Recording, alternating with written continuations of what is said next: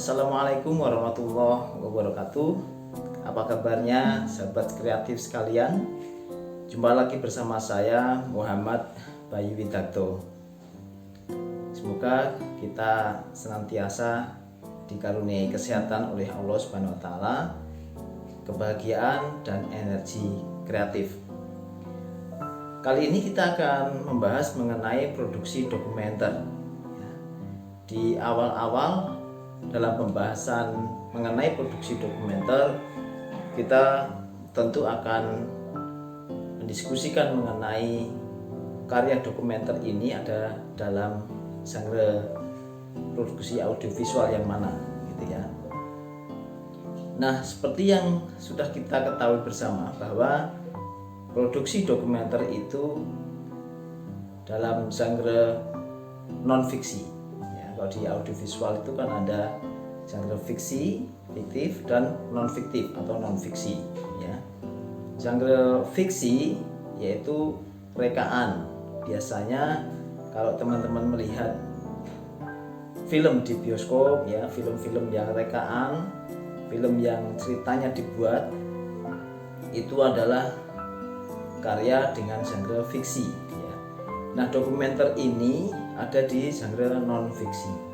Ya, jadi dokumenter tidak boleh di situ ada unsur rekaan atau direkayasa atau dibuat-buat. Ya, maka dokumenter itu akan setia pada fakta. Maka seringkali orang mendekatkan ini lebih ke karya-karya jurnalistik, ya, lebih ke berita, begitu ya. Nah, selain genre tadi, kita mencoba lihat pernyataan-pernyataan dari Bethlehem di bukunya dokumentari dan realitas video. Ya, di sana Bethlehem menyatakan bahwa you just go where something interesting is happening. Turn on camera and record it. Kita bisa saja pergi kemudian mengikuti interest kita, ya. Ada sesuatu hal yang menarik, ada fenomena yang kita bisa videokan, kita record kamera kita, ya, dan jadilah satu footage audiovisual.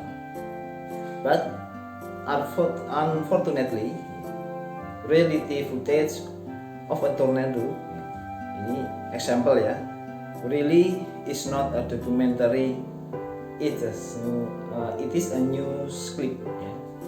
Sekali lagi, sayangnya reality footage tornado misalnya seperti itu, atau letusan gunung atau banjir begitu, atau gempa, itu bukan yang disebut atau bukan yang dimaksud dokumenter. Itu dikategorikan mungkin bisa menjadi news clip atau footage untuk berita. Ya. If you just interviewing with somebody, that's called preaching to the choir. Ya. Jika kita menginterview narasumber begitu ya, itu seringkali juga akan berakibat seperti susunan-susunan kumpulan khotbah, ya. Atau dalam istilah lain yaitu talking head. Jadi seperti saya ini, orang diwawancara segini, kemudian ada lagi wawancara, hasilnya hanya akan seperti susunan atau seperti lomba pidato. Bukan seperti itu, ya. Dokumenter disebut it takes more, ya. Bisa lebih jauh daripada itu. It starts with the camera. You have to have a good footage and you have to have an idea. Ini bisa saja memang kita berangkat dengan bawa kamera, tetapi selain itu kita juga harus memiliki footage yang bagus. Ya, mengenai footage yang bagus nanti kita di belakang kita akan diskusikan. And you have to have an idea. Nah, ini sinergi dengan apa yang disampaikan oleh Bill Nichols, ya, bahwa dokumenter itu storytelling with facts and argument. Ya. Storytelling yang mendasarkan atau setiap pada fakta, dan di situ ada argumen. Kalau di sini sebutkan an idea, ide apa atau apa yang ingin kita sampaikan dalam dokumenter tersebut. Kemudian it takes pictures. The documentarian shows us that the pictures speaks themselves. Nah, jadi gambar, footage, kumpulan shot-shot yang sudah kita hasilkan atau kita rekam itu hendaknya adalah gambar-gambar yang bisa bicara atau gambar-gambar yang memiliki makna, video-video yang bisa dimaknai, diterjemahkan atau diambil nilai apa sih sebenarnya yang ada atau yang ingin disampaikan dari video tersebut. Then you have unstructured, dan kita buat strukturnya. Maka ini sinergi dengan apa yang disampaikan oleh Bill Nichols dengan storytelling. Kita tetap menyusun fakta-fakta itu sebagaimana kita merangkai satu cerita, ya. Maka dalam struktur, ya, dengan struktur seperti itu, dengan argumen yang kita perkuat dengan fakta-fakta itu, semoga dokumentari kita itu diharapkan ya bisa enlightening, bisa empowering, bisa jadi video yang advokasi dan educating dan lain sebagainya, gitu ya. Jadi dokumenter ini punya tujuan-tujuan yang mengarah ke sana. Selanjutnya mengenai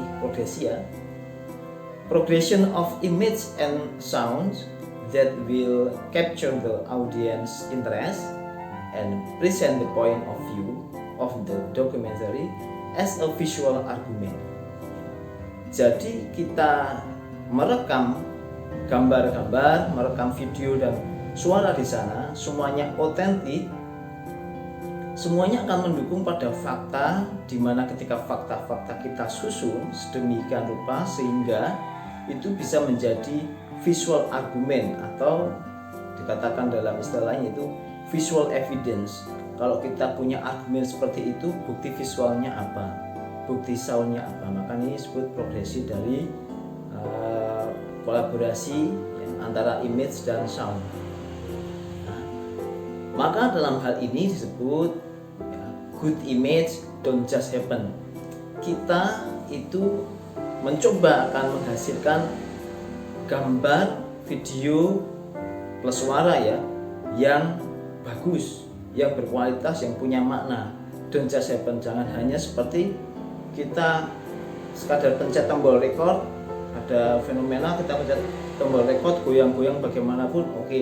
Nah, ada perbedaan di situ ya. Dengan kamera-kamera atau dalam tanda kutip gambar-gambar video yang amatir.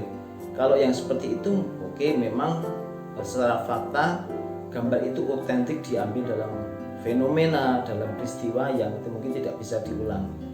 Tetapi semoga dengan insting, dengan intuisi kita sebagai seorang dokumentaris ya, maka automatically kita akan bisa menghasilkan gambar-gambar yang secara teknis sudah mumpuni, kemudian bisa juga diinterpretasi atau dimaknai dalam makna-makna tertentu ya, sehingga bisa mendukung argumen kita. Sekali lagi ini mengenai visual argument atau visual evidence. Kemudian it is precisely when you don't know what is going to happen that pre-production planning is most important. Ini jelas ya kan, bahwa jika kita tidak mempersiapkan praproduksi itu dengan baik, artinya kita tidak mempunyai konsep visual seperti apa, kita tidak mempunyai konsep soundnya seperti apa, kita tidak punya konsep ide atau argumen seperti apa di pre-produksi atau praproduksi, maka akan menghasilkan dokumenter yang tidak jelas maksudnya akan ke arah mana ya. Maka praproduksi itu demikian penting di dokumenter.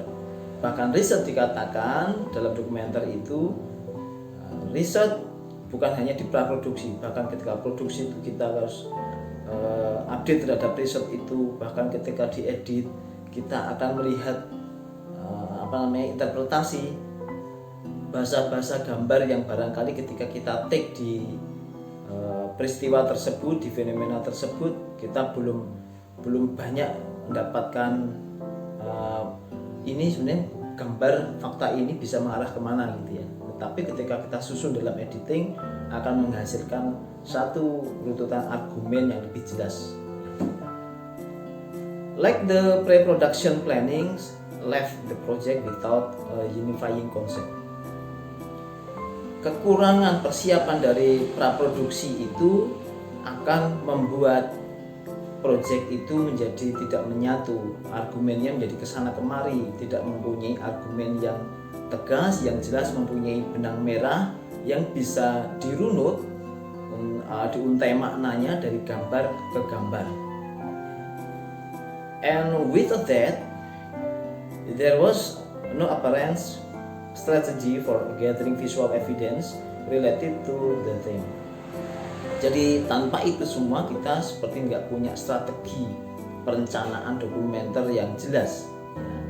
Nah, ini penting teman-teman sekalian untuk kita pahami bersama dalam menyiapkan karya produksi dokumenter kita. Ya. Jadi dokumenter sekali lagi tidak hanya kumpulan orang-orang yang bicara di depan layar seperti saya ini ya, namanya talking head, nanti lama-lama disebut seperti choir ya, seperti paduan suara gitu. Tidak seperti itu, tetapi kita menyajikan gambar-gambar yang otentik, yang dengan demikian gambar itu bisa bicara sebagai argumen atau sebagai bukti nyata, the fact. Sekali lagi, dokumenter itu storytelling with facts and argument. Sekiranya cukup itu dulu yang bisa saya sampaikan di awal ini. Semoga nanti kita bisa lanjutkan dengan diskusi-diskusi menarik mengenai produksi dokumenter. Semoga teman-teman senantiasa diberikan kesehatan, energi positif, energi kreatif, dan bahagia selalu. Saya Muhammad Bayu Witakto. Assalamualaikum warahmatullahi wabarakatuh.